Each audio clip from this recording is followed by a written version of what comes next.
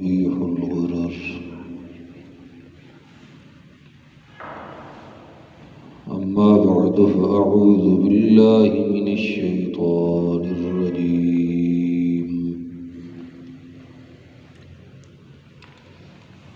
بسم الله الرحمن الرحيم.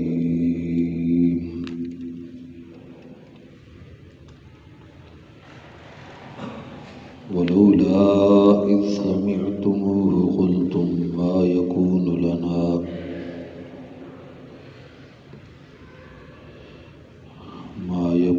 لنا أن نتكلم بهذا سبحانك هذا بهتان عظيم. يعظكم الله أن تعودوا لمثله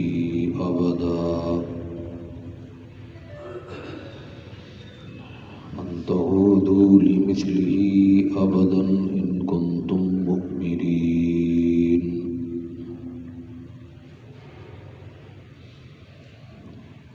صدق الله. ومن أصدق من الله قيلا. اللهم صل على سيدنا ومولانا محمد وعلى آل سيدنا ومولانا محمد وبارك وسلم.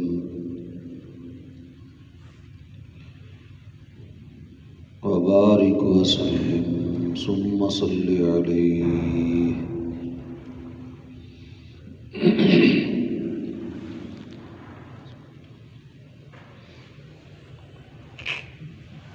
حضرات محترم،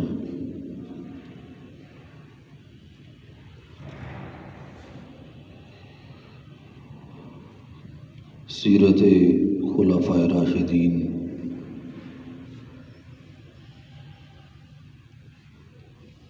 رضوان اللہ تعالی علیہم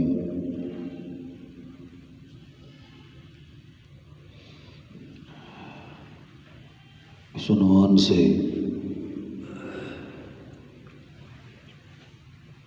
جو سلسلہ درس قرآن و سنت آپ کے سامنے شروع ہوا ہے،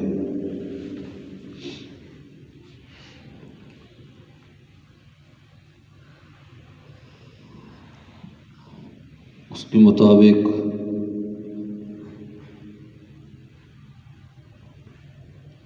خلیفہ ثانی جناب سیدنا عمر بن الخطاب رضی اللہ تعالی عنہ کے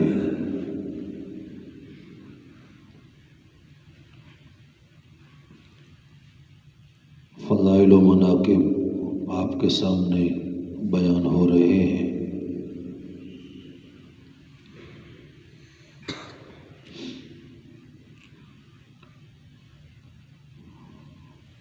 اللہ رب العزت نے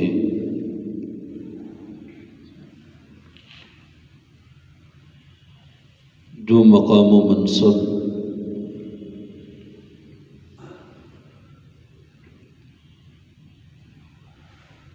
اپنے نبی حضرت محمد الرسول اللہ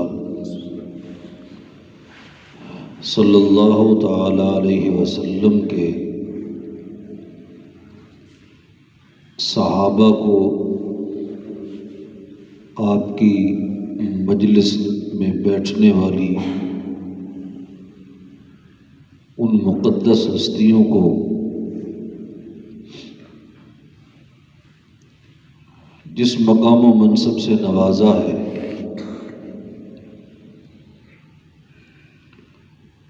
بعد میں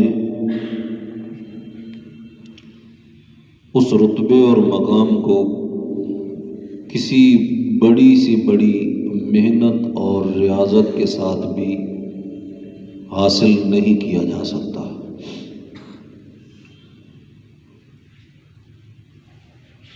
کوئی شخص 1000 برس تک بھی اگر زندہ رہے اور دن کے وقت روزے میں مصروف رہے اور رات کو لمبے لمبے قیام اور رکوع اور سجود کرے،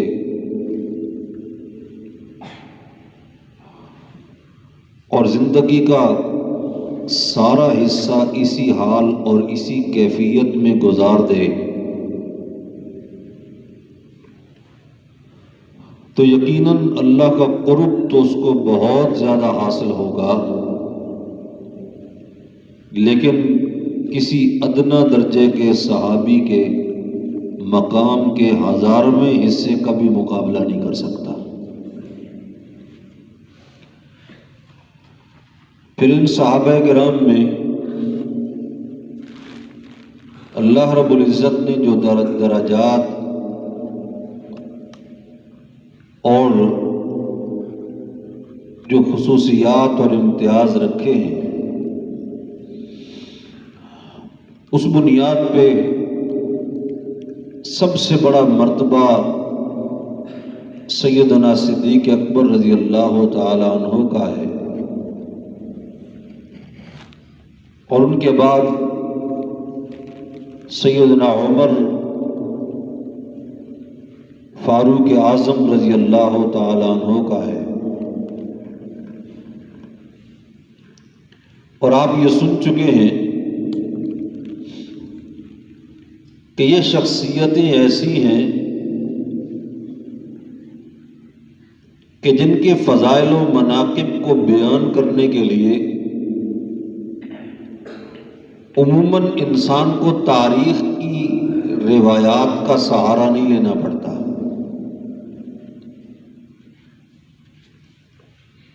اگرچہ فضائل و مناقب کے باب میں تاریخ کی روایات چل جاتی ہیں، جائز ہے بیان کرنا،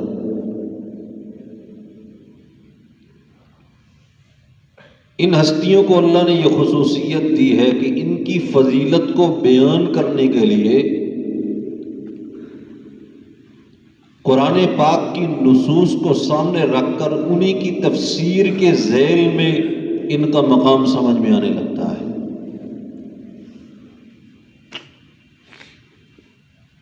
اور وہ مقام بھی عام نہیں، یعنی ان کی فضیلت کے جو خاص نقطے ہیں وہ قرآن سے سمجھ میں آتے ہیں۔ اور ایک حدیث آپ سن چکے ہیں، رسول اللہ صلی اللہ علیہ وسلم نے فرمایا، لَقَدْ كَانَ فِي مَا قَبْلَكُم مِّنَ الْأُمَمِ نَاسٌ مُحَدَّثُونَ،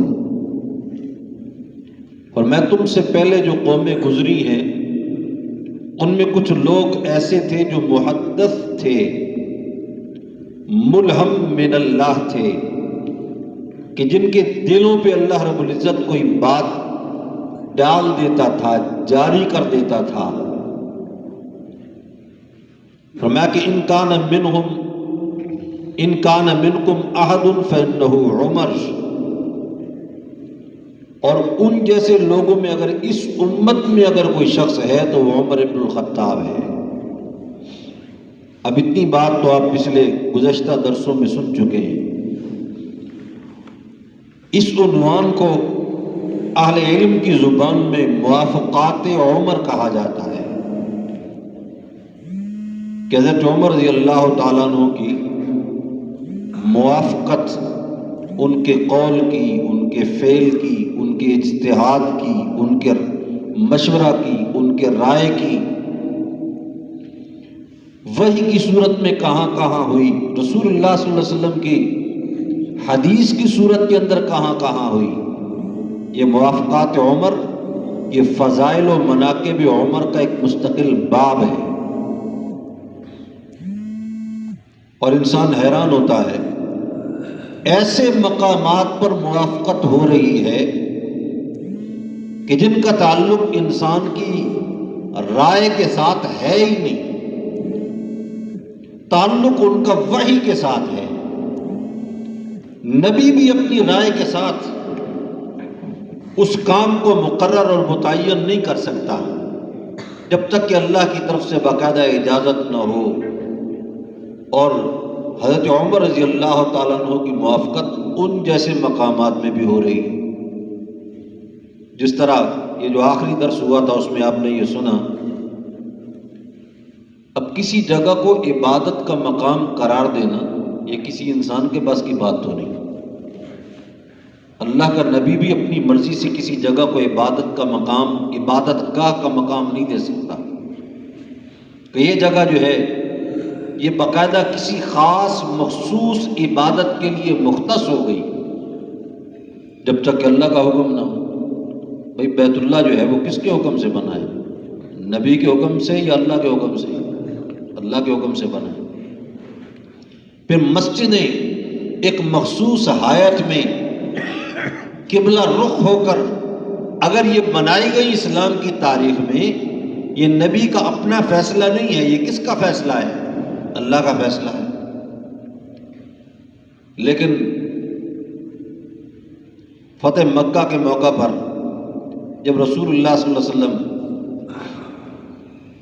مقام ابراہیم کے قریب سے گزرے، فرمایا ھذا مقام ابراہیم، ھذا مقام ابینا ابراہیم، یہ ہمارے باپ ابراہیم علیہ السلام کے کھڑے ہونے کی جگہ ہے۔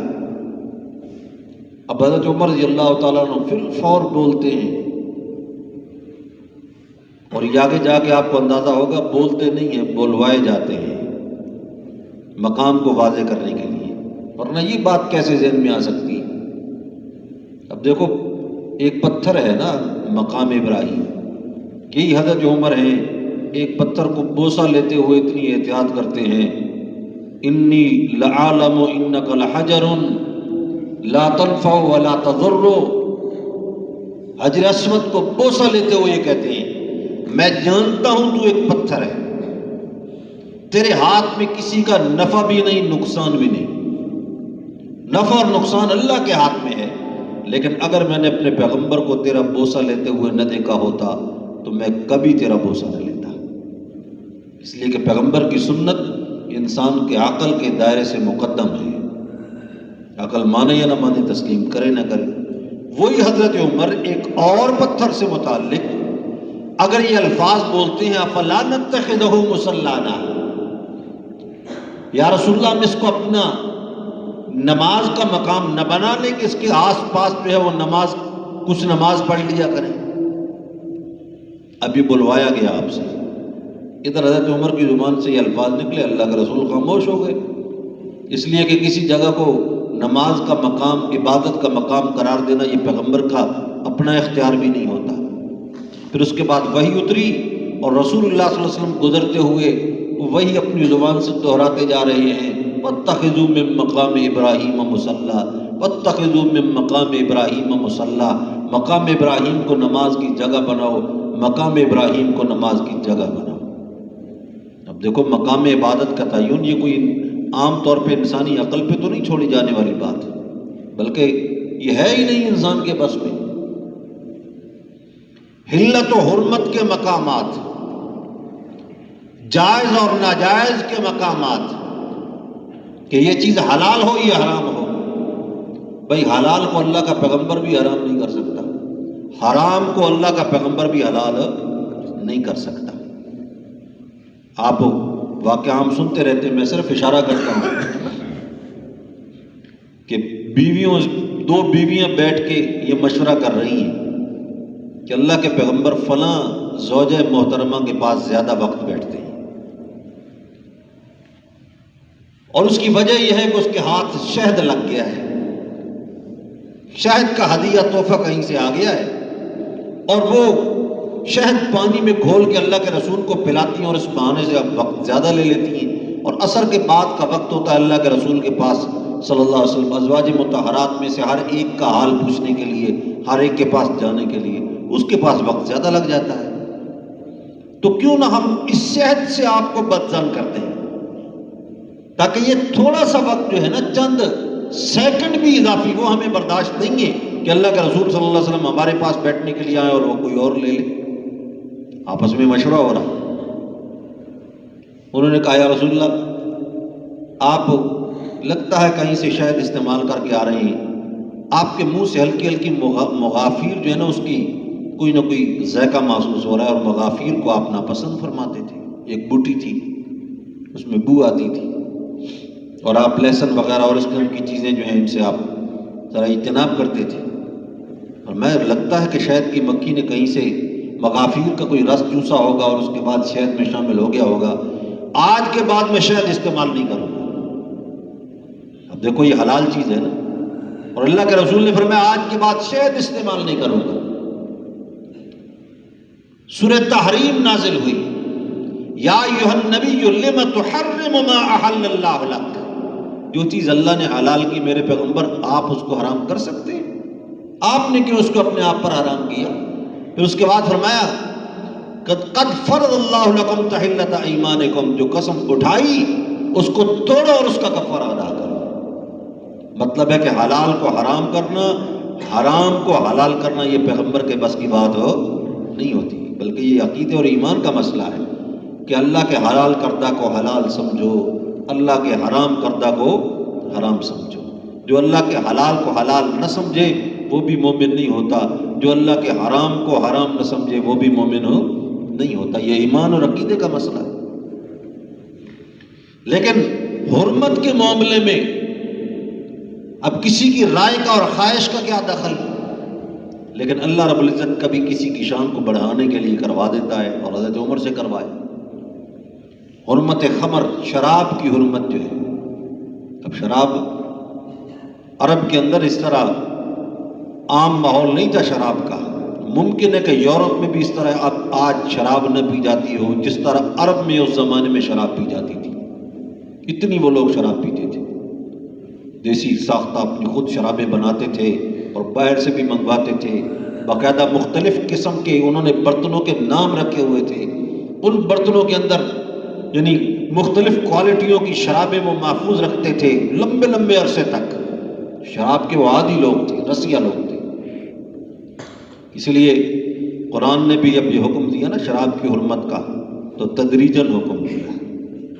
تدریجاً حکم کا معنی کیا ہے؟ آہستہ آہستہ ذہن سازی کی، کہ پہلے تھوڑے سے لوگ چھوڑ دیں، پھر مزید چھوڑ دیں، پھر مزید، آخر میں پھر حتمی یقینی پابندی لگا دی. یکدم اگر پابندی لگائی جاتی تو صحابہ کرام کے لیے بھی اس پر عمل کرنا مشکل ہو جاتا. آہستہ آہستہ ذہن سازی کی. اور ابتدا میں قرآن پاک کی آیات اتری، یسألونک عن الخمر والمیسر قل فیہما اثم کبیر ومنافع للناس. فرمایا آپ سے سوال کرتے ہیں شراب کے متعلق، جوئے کے متعلق. فرمایا ان میں گھاٹا بھی ہے اور فائدہ بھی ہے، لیکن ان کا گھاٹا اور نقصان جو ہے ان کے نفع سے زیادہ ہے. زیادہ گھاٹا ہے، زیادہ نقصان ہے. لہذا اب اتنی بات ترغیب دے کے چھوڑ دیا گیا بات کو. سمجھنے والے سمجھ جائیں گے کہ نقصان سے بچنا چاہیے. اور جو سلیم الطبع تھے ابتدا سے ہی، پیدائشی بعض لوگ سلیم الطبع ہوتے ہیں. اللہ کے رسول صلی اللہ علیہ وسلم نے کبھی شراب کو ہاتھ نہیں لگایا.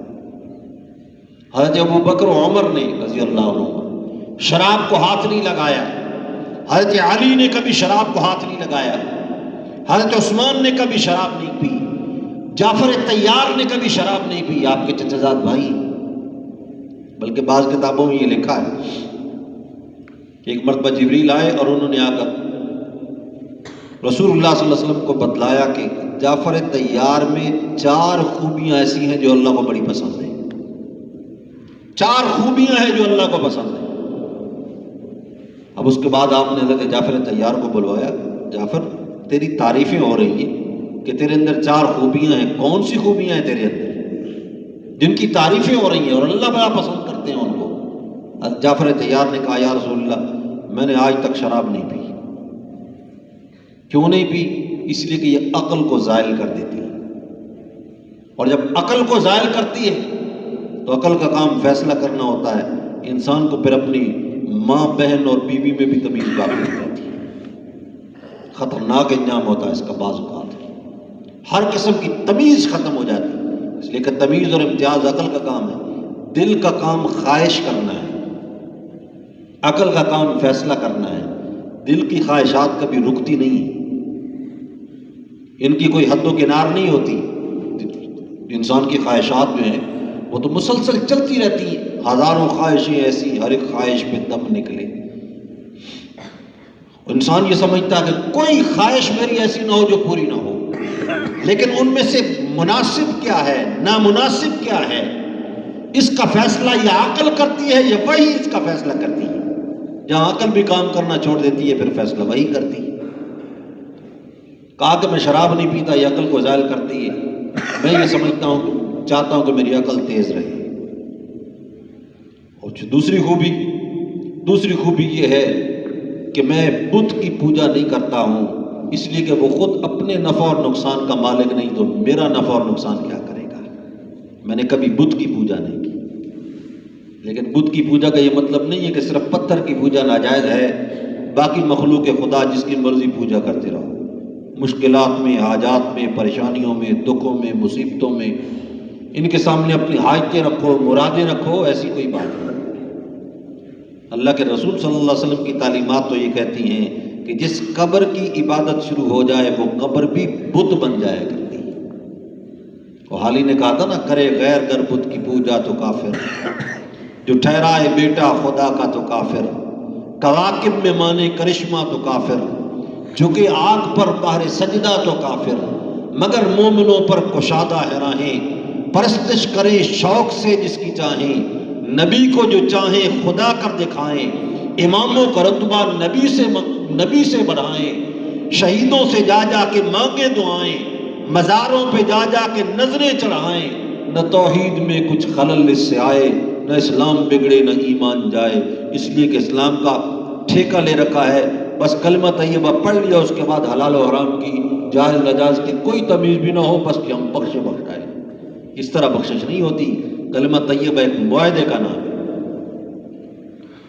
جو اللہ سے معاہدہ کر لیا کہ تجھے وحدہ لا شریک مانوں گا، کسی زندہ اور مردہ کو، کسی پیر پیغمبر غوث کتب ابدال کو، اور کسی سورج چاند ستارے کو، پتھر کو، حجر کو، کسی بھی چیز کو عبادت و پکار کے لائق نہیں سمجھوں گا۔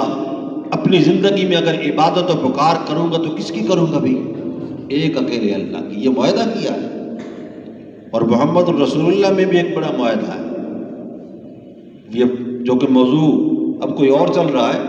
یہ معاہدہ ایسا ہے کہ جس میں بڑے بڑے موحدین جو ہیں وہ بھی اس کو پس پشت اٹھا کر ڈال دیتے ہیں، زندگی ساری اللہ کے رسول کے تعلیمات کے خلاف گزار کے ٹھیکہ لے رکھا ہے کہ ہم موحد ہیں، ہم بخشے جائیں گے بس۔ حالانکہ یہ بھی معاہدے کا حصہ ہے کہ زندگی اگر گزارنی ہے تو اس میں تعلیمات اور نظام کس کا اختیار کرنا ہوگا؟ جناب محمد الرسول اللہ کا صلی اللہ تعالیٰ علیہ وسلم۔ تو دوسری خوبی یہ ہے کہ کبھی میں نے بت کی پوجا نہیں کی۔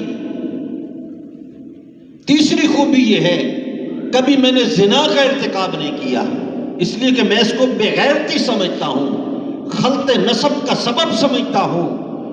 اور پھر چوتھی خوبی یہ ہے کہ میں نے کبھی کسی کے سامنے جھوٹ نہیں بولا، اس لیے کہ میں جھوٹ بولنے کو کمینہ پن سمجھتا ہوں۔ اور یہ چار خوبیاں ایسی تھیں کہ جن کی بنیاد پر اللہ نے فرشتوں میں اپنے نبی کے یار کی، چچا زاد بھائی کی تعریف فرمائی۔ اور شراب کوئی عام چیز نہیں ہے، رجس من عمل الشیطان۔ اللہ حضرت علی رضی اللہ تعالیٰ عنہ،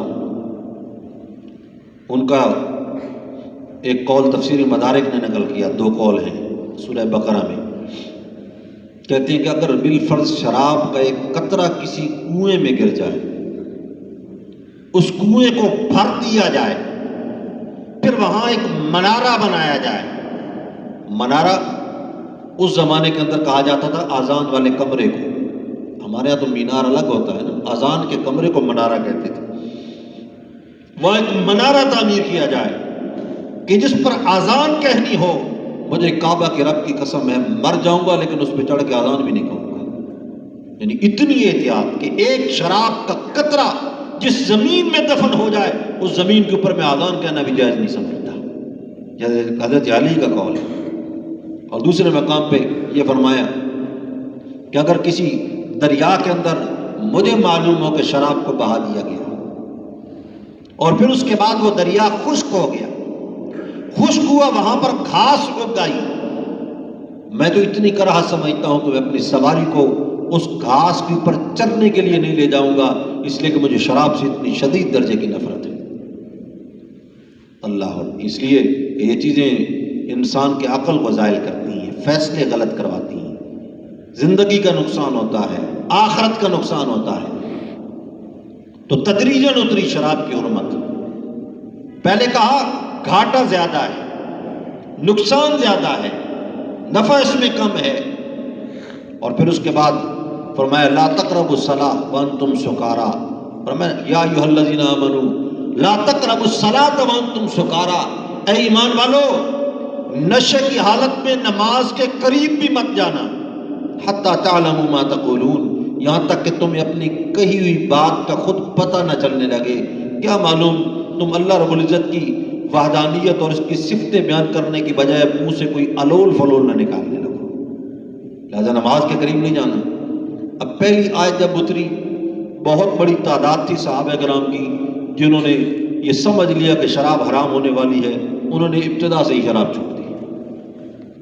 اب دوسری آیت جب اتری، پھر بہت بڑی تعداد تھی صحابہ کرام کی، انہوں نے کہا جو چیز، جو بلا اللہ کی عبادت کے راستے میں رکاوٹ ڈالتی ہے، ہم اس کو کیسے اختیار کریں؟ یہ اللہ کے قرب کا ذریعہ تو نہیں، اللہ سے دوری کا ذریعہ ہے، یہ سمجھ میں آ رہی ہے بات، لہذا انہوں نے بھی چھوڑ دی۔ اب اس کے بعد پھر باقاعدہ قرآن پاک کی آیت اتری، لیکن اس آیت کے اترنے سے پہلے مفسرین کہتے ہیں تیسری آیت کہ جس میں حتماً جزماً شراب کو حرام قرار دیا گیا، اس کو ناپاک قرار دے دیا گیا، حرام قرار دے دیا گیا، اس سے پہلے حضرت عمر دعا کر رہے ہیں۔ اب دیکھو کسی چیز کے حرام کرنے کے متعلق کسی کی دعاؤں کا کیا تعلق؟ حلال و حرام کے قاعدے اور ضابطے تو اللہ بناتا ہے۔ حضرت عمر دعا کر رہے ہیں اللہم بشر لنا فی الخمر بیانا شافیا، اے میرے مولا شراب کے معاملے میں واضح حکم جاری کرتے ہیں۔ کیا مطلب واضح حکم کا؟ کہ مولا پہلے والی باتوں میں کچھ پیچیدگی ہے، اشارے اور کنائے ہیں، میں یہ چاہتا ہوں کہ واضح لفظوں میں شراب کو حرام قرار دے دیا جائے۔ اب یہ الفاظ بولے سیدنا عمر نے، قرآن پاک اترا یا ایھا الذین آمنوا انما الخمر والمیسر والانصاب والازلام رجس من عمل الشیطان فاجتنبوہ لعلکم تفلحون، اور میں یہ شراب اور جوا جو ناپاک چیزیں ہیں، حرام ہیں، شیطانی عمل ہیں، لہذا حتماً کہا فاجتنبوہ، اگر کامیابی چاہتے ہو تو ان کو چھوڑ دو اور ان سے اجتناب کرو۔ اب اس کے بعد صحابہ کرام جو ہیں انہوں نے جب یہ سنا کہ شراب قطعی طور پر حرام ہو گئی، اس کے بعد وہ کہنے لگے کہ انتہینا یا ربی، انتہینا یا ربی، مولا آپ نے حکم دیا تو ہم نے چھوڑ دیا، آپ نے حکم دیا تو ہم نے چھوڑ دیا۔ چنانچہ تاریخ اور سیرت کی کتابوں میں یہ موجود ہے، جس وقت یہ آیت اتری اس وقت تک ابھی تک کافی ساری تعداد میں مدینہ میں شراب استعمال ہوا کرتی تھی، اور جب اس شراب کے مٹکے اور برتن توڑے گئے، مدینہ کی گلیوں میں شراب اس طرح بہ رہی تھی جس طریقے سے بارش کا پانی بہتا ہے۔ اس وقت حکم یہ ہوا کہ اب برتن بھی توڑ دو، تو پھر صحابہ کرام نے اپنے گھروں میں کوئی برتن بھی باقی نہیں چھوڑا کہ جس کو شراب چھو چکی ہو، انہوں نے اس کو بالکل تیا پانچا کر کے رکھ دیا اور ٹکڑے ٹکڑے کر کے رکھ دیے۔ عرض میں یہ کر رہا تھا، یہ مقام کوئی عام مقام نہیں ہے کہ کہیں حلت و حرمت کا معاملہ ہو اور بندہ دعا کر رہا ہو مولا حرام کر دے، اللہ رب العزت تائید کر دے، اس لیے کہ حلال اور حرام کرنے والا کون ہے بھائی؟ اللہ رب العزت۔ جائز و ناجائز کا فیصلہ کون کرتا ہے؟ اللہ کرتا ہے۔ اللہ جائز و ناجائز کی ایک مثال ہے، عبداللہ ابن ابی رئیس المنافقین جس وقت مر گیا، اب مرنے سے پہلے اللہ کے رسول کو بلوایا بھی صحیح اس نے، اس کا ایک بیٹا جو مخلص مسلمان تھا، اس نے آ کے کہا یا رسول اللہ میرے باپ کا حال تو آپ جانتے ہی ہیں، اس کا اسلام تو سرسری ہے اوپر سے، اس لیے کہ اس وقت تک اس کے پول کھل چکے تھے کافی، لیکن شمار تو مسلمانوں کی فہرست میں ہوتا تھا، لیکن آپ کو یاد کر رہا ہے کہ اللہ کے رسول کو بلا کے لاؤ۔ دیکھو شفقت اللہ کے رسول کی، آپ چل کے اس کے گھر پہنچ گئے، اس کے گھر میں گئے، اس نے کہا یا رسول اللہ آپ مجھے اپنا کرتا دیں، میں یہ چاہتا ہوں کہ آپ کا کرتا زیب تن کروں تاکہ میری بخشش ہو جائے. آپ نے کرتا بھی اتار کے دے دیا. لعاب دہن مانگا اس نے، آپ نے لعاب دہن بھی دے دیا. حالانکہ سارے کام اس کے الٹ تھے. ازلی دشمن تھا، ابتدا سے ہی اس کا ایمان نفاق والا تھا، انتہا تک منافق رہا اور بہت بڑے نقصانات کا ذریعہ اور سبب بنا وہ اسلام میں. لیکن چونکہ مردم شماری کے اعتبار سے مسلمانوں کے کھاتے میں تھا، ابھی تک اس کی رعایت ہو رہی تھی، چنانچہ مر بھی گیا. اب جب مرا، جنازے کی تیاری ہو گئی، صفیں باندھ لی گئیں، آپ آگے جانے لگے. حضرت عمر نے پیچھے سے دامن پکڑ لیا. حضرت عمر بعد میں بھی یہ کہا کرتے تھے، خدا کی قسم ساری زندگی میں اپنی جرت پر حیران رہا کہ میں نے یہ کر کیا دیا. تو میں نے پہلے ابتدا میں کہہ دیا ہے نا کہ یہ ہو نہیں رہا تھا، کروایا جا رہا تھا. دامن پکڑ لیا. یا رسول اللہ آپ جنازہ نہ پڑھائیں اس کا، کم از کم آپ تو نہ پڑھائیں اس کا جنازہ. یا رسول اللہ آپ اس کا جنازہ نہ پڑھائیں. جس طرح بچے اصرار نہیں کرتے اس طرح پکڑ کے اصرار شروع کر دیا. آپ فرمایا چھوڑو عمر، پڑھنے دو جنازہ، کیا حرج ہے، ابھی اللہ نے منع تو نہیں کیا.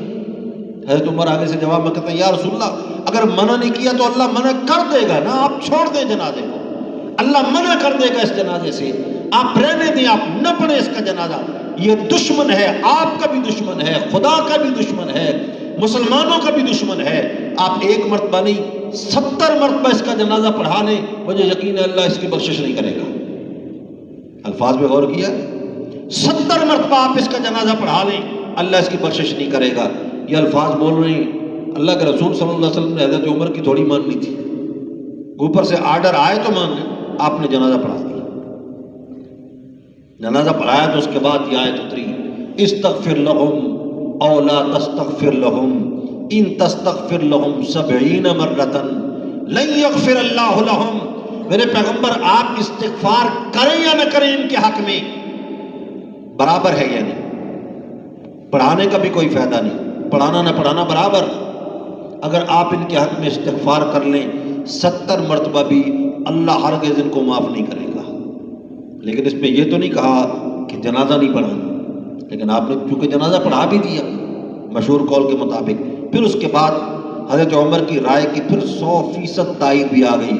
فرمایا لا تصلی علی احد منهم مات ابدا ولا تقم علی قبرہ. فرمایا میرے پیغمبر آج کے بعد یہ قانون اور ضابطہ بن چکا ہے، جن جن منافقین کے حالات آپ کے سامنے آ چکے، جو نامینیٹ ہو چکے ہیں منافقین، آپ ان منافقین کا جنازہ آئندہ نہیں پڑھائیں گے. لا تصلی علی احد منهم مات ابدا ولا تقم علی قبرہ. نہ جنازہ پڑھانے کی اجازت، نہ اس کی قبر پر کھڑے ہو کر دعا کرنے کی اجازت. آپ ان سے بری اور یہ آپ سے بری. آئندہ ان کے جنازے آپ نے نہیں پڑھانے. یہ تائید ہو رہی ہے جائز اور ناجائز کے معاملے میں. حالانکہ جائز اور ناجائز کا اختیار کس کے پاس ہوئی؟ اللہ کے پاس ہے. یہ کروایا جا رہا ہے مقام و منصب کو ظاہر کروانے کے لیے. پھر ایک عجیب خصوصیت، اللہ اللہ ایک نرالی خصوصیت کہ جن زبان سے جو الفاظ نکلے وہی اس کی تائید میں آئے. زبان سے الفاظ نکلتے ہیں، وحی میں بین ہی وہی الفاظ اللہ کی طرف سے نازل ہوتے ہیں.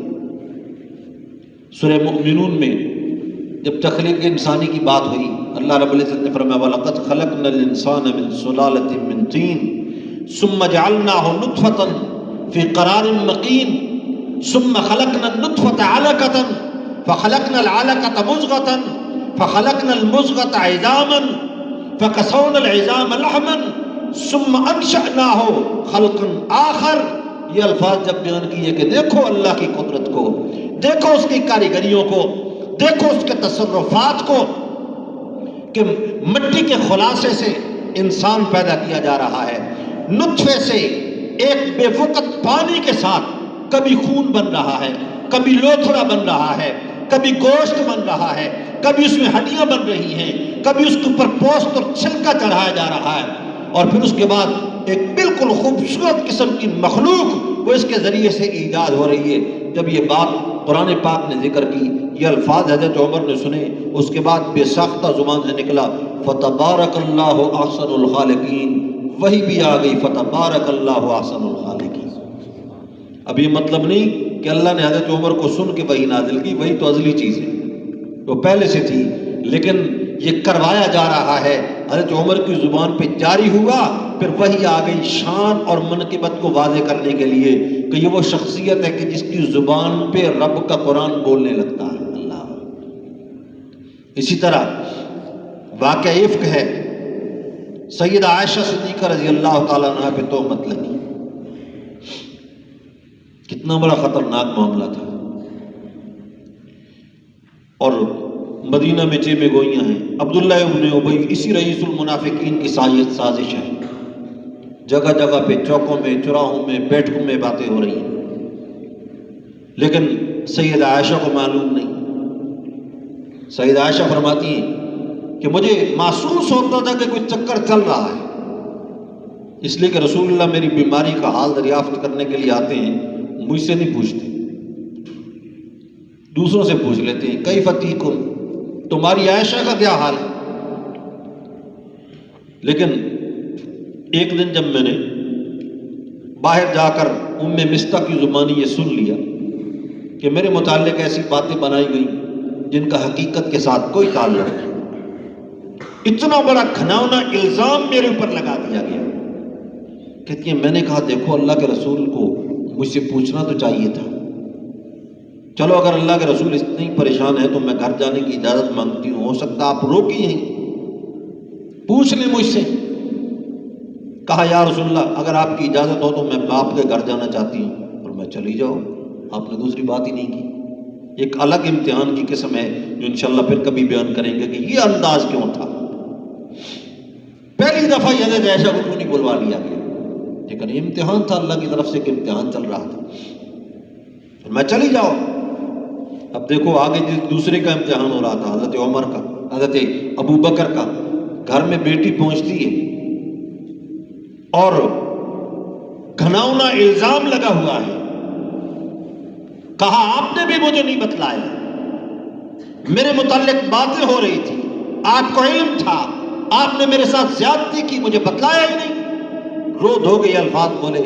باپ نے آگے سے فوراً فی الفور کہا بیٹی باقی سارے باتیں بعد میں، اللہ کے رسول سے پوچھے بغیر آئی ہو تو انہی قدموں پہ واپس چلی جاؤ، اگر پوچھ کے آئی ہو تو پھر ٹھہرو ہمارے گھر میں، کہا پوچھ کے آئی ہوں، پھر کہا پھر اجازت ہے، پھر اللہ سے مانگو، اللہ کے سامنے فریاد کرو۔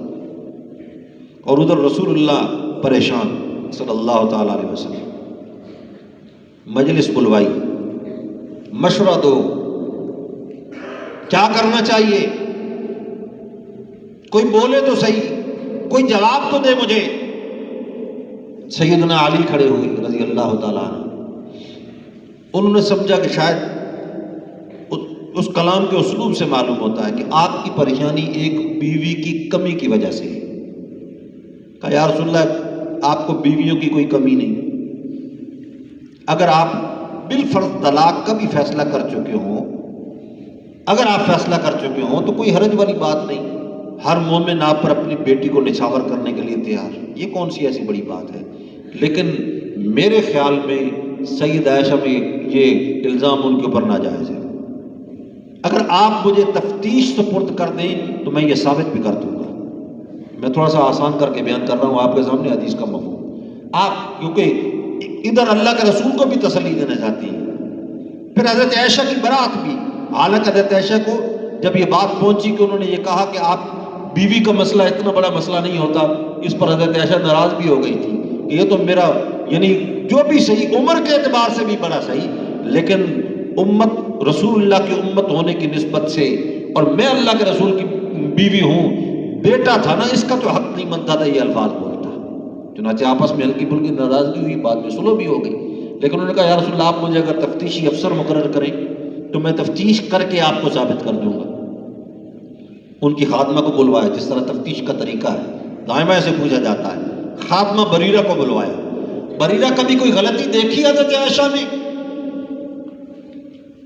اب بریرہ وہ بھی بھولی عورت تھی، خادمہ تھی، اس کو بات پوری سمجھ نہیں آئی کیا پوچھا جا رہا ہے، اس نے کہا سستیاں کبھی ہو جاتی ہیں، آٹا گوندھ کے اسی طرح چھوڑ کے چلے گئی، بکری آ کے کھا گئی۔ اب ان کو سمجھ آ گئی کہ میں اور پوچھتا ہوں اور جواب اور دیتی ہے۔ کہا بریرہ، یہ گھر کے معاملات، برتن دھونا اور آٹا گوندنا، اس کی بات نہیں ہو رہی، کبھی کردار میں کوئی مشکوک حرکت دیکھی؟ جواب میں کہا کہ حاشا وکلا، میں نے آج تک اپنی نگاہ سے اس میں کوئی ایسا عیب نہیں دیکھا۔ اس کے بعد آئے، یا رسول اللہ، بریرہ نے گواہی دے دی۔ اور ادھر حضرت عمر رضی اللہ تعالیٰ عنہ، ان کو اللہ کے رسول نے خود کھڑا کیا۔ حضرت علی تو گھر کے آدمی تھے نا، اس لیے کھڑے ہو گئے، حضرت عمر کو آپ نے خود کھڑا کیا۔ عمر اٹھ کے کھڑے ہو جاؤ، رائے دو، مشورہ دو۔ حضرت عمر نے کہا یا رسول اللہ، میں پہلے تو اس لیے نہیں اٹھا کہ آپ کا خانگی معاملہ ہے، اور جب مجھ سے پوچھا نہیں گیا تو میں نے کوئی تبصرہ نہیں کیا، لیکن اب جب آپ نے مجھ سے پوچھا ہے تو ہو سکتا ہے کہ میں کچھ آپ سے بھی پوچھ لوں، کہیں آپ کی اس میں شان کے خلاف تو نہیں ہو جائے گا۔ اب میں نہیں، جب میں نے خود کھڑا کیا تو شان کے خلاف کیا ہو جائے گا؟ کہا یا رسول اللہ، آپ یہ بتلائیں کہ عائشہ سے نکاح آپ نے خود کیا یا اللہ نے کروایا؟ عائشہ سے نکاح آپ نے خود کیا یا اللہ نے کروایا؟ رسول اللہ نے انگلی کا اشارہ آسمان کی طرف کیا، فرمایا اللہ نے کروایا، حکم دیا اللہ نے۔ کہا اللہ کو اپنے پیغمبر کے لیے پاک باز بیوی نہیں مل سکتی تھی؟ ہمیں اپنے بیٹوں کے لیے پاک باز بیویاں بہویں مل جاتی ہیں، اللہ کو نہیں مل سکی؟ یہ بھی کوئی بات ہے بھلا کرنے والی؟ اور دوسرا سوال یہ تھا، یا رسول اللہ، آپ کے وجود مبارک پر یہ مکھی بیٹھتی، یہ جو گندی مکھیاں اڑتی ہیں؟ وَكَانَ لَا يَنزِلُ عَلَيْهِ ذُبَابٌ، حالانکہ آپ کے وجود پر یہ مکھیاں نہیں بیٹھتی تھیں۔ فرمایا نہیں، میرے وجود پر یہ مکھی نہیں بیٹھتی۔ حضرت عمر نے کہا یا رسول اللہ، جو ذات آپ کے وجود پہ ایک گندی مکھی کو نہیں بیٹھنے دیتی، آپ کے بستر پر گندی عورت کو برداشت کرے گی؟ پھر اس کے بعد کہا سبحانک ھذا بہتان عظیم، اب منافقوں کے لیے میری تلوار کافی ہے۔ سبحانک ھذا بہتان عظیم، ساری صفتوں کمالات کا مالک تو اللہ ہے، کمزوریوں سے پاک ذات اللہ کی ہے، لیکن یہ سراسر بہتان ہے یا رسول اللہ، آپ اس پر کوئی توجہ نہ کریں۔ اب یہ الفاظ سنے آپ نے، سبحانک ھذا بہتان عظیم، اس پر روایات میں آتا ہے فسری وجہ رسول اللہ صلی اللہ علیہ وسلم، رسول اللہ کا چہرہ تمتما اٹھا، کھل اٹھا، آپ خوش ہو گئے۔ حضرت عمر کو کہا جزاک اللہ، تو نے تو میری پریشانی کو ختم کر دیا ہے۔ اور الفاظ سبحانک ھذا بہتان عظیم، اور جب حضرت عائشہ کی برات میں قرآن پاک کی سورت اتری، 18 آیتیں آئیں، اس کے اندر بھی اللہ نے یہی فرمایا لولا اذ سمعتموہ قلتم ما یکون لنا ان نتکلم بہذا سبحانک ھذا بہتان عظیم۔ مسلمانوں کو زجر کرتے ہوئے کہا، ڈانٹتے ہوئے کہا مسلمانوں کو، تمہیں جب یہ خبر پہنچی تھی اور تمہارے سامنے جب اس قسم کے نقشے نقل کیے جا رہے تھے، تمہاری زبانوں سے یہ کیوں نہیں نکلا سبحانک ھذا بہتان عظیم؟ اگر کسی کی زبان سے نکلا تو اکیلا حضرت عمر تھا، سیدنا عمر، انہی کی زبان سے یہ الفاظ نکلے۔ یہ ایک آدھ اور صحابی حضرت ابو ایوب انصاری رضی اللہ تعالیٰ عنہ، فرمایا کہ یہ کام کرنا چاہیے تھا، اور وہ الفاظ اللہ رب العزت نے قرآن پاک کا حصہ بنائے۔ یہ موافقات عمر ہیں کہ حضرت عمر کی زبان سے جو حق کی بات جاری ہوئی، اللہ رب العزت نے وحی کے ذریعے سے اس کی تائید فرمائی۔ اللہ رب العزت صحیح طور پر قرآن و سنت کو سمجھنے کی، عمل کرنے کی توفیق نصیب فرمائے۔ وما علینا الا البلاغ المبین۔ الحمد للہ رب العالمین والعاقبۃ للمتقین والصلاۃ والسلام علی سیدنا محمد وآلہ وصحبہ اجمعین۔ رب اغفر وارحم وانت خیر الراحمین۔ اللهم اعنا على ذکرک وشکرک وحسن عبادتک۔ ربنا لا تزغ قلوبنا بعد إذ هديتنا وهب لنا من لدنك رحمة إنك أنت الوهاب۔ اللهم إنا نسألك العفو والعافية والمعافاة الدائمة إلى يوم القيامة۔ اللهم الطف بنا بتيسير كل عسير فإن تيسير كل عسير عليك يسير۔ ربنا أتمم لنا نورنا وكفر عنا سيئاتنا وتوفنا مع الأبرار۔ یا الہ العالمین، تمام حاضرین مجلس کے ذریعے قبل گناہ کو معاف فرما۔ رب العالمین اپنی رضا نصیب فرما، اپنی محبت محبت نصیب فرما، اخلاص نصیب فرما، اپنے نبی حضرت محمد رسول اللہ صلی اللہ تعالیٰ علیہ وسلم سے سچی محبت و عقیدت نصیب فرما، آپ کی سنتوں پہ عمل کرنے کی توفیق نصیب فرما، بدعات سے ناجائز رسومات سے اجتناب کی توفیق نصیب فرما۔ جو لوگ اپنے دنوں میں جو جائز حاجات لے کے بیٹھے ہیں، ہر ایک کی جائز حاجت کو خزانہ غیب سے پورا فرما۔ جو رزق کی تنگی میں مبتلا ہے انہیں حلال فراخ رزق نصیب فرما۔ رب العالمین مسلمانوں کی ہر محاذ پہ مدد و نصرت فرما، جہاں جہاں دین کے شعبوں میں جن جن شعبوں میں کام ہو رہا ہے رب العالمین ہر ایک کی مدد و نصرت فرما۔ مسلمانوں کو باہمی اتحاد و اتفاق نصیب فرما، نفاق سے محفوظ فرما، آپس کی دشمنی اور عداوتوں سے محفوظ فرما۔ ربنا تقبل منا انك انت السميع العليم وتب علينا انك انت التواب الرحيم وصلى الله تعالى على خير خلقه محمد وآله وصحبه اجمعين آمين برحمتك يا رب۔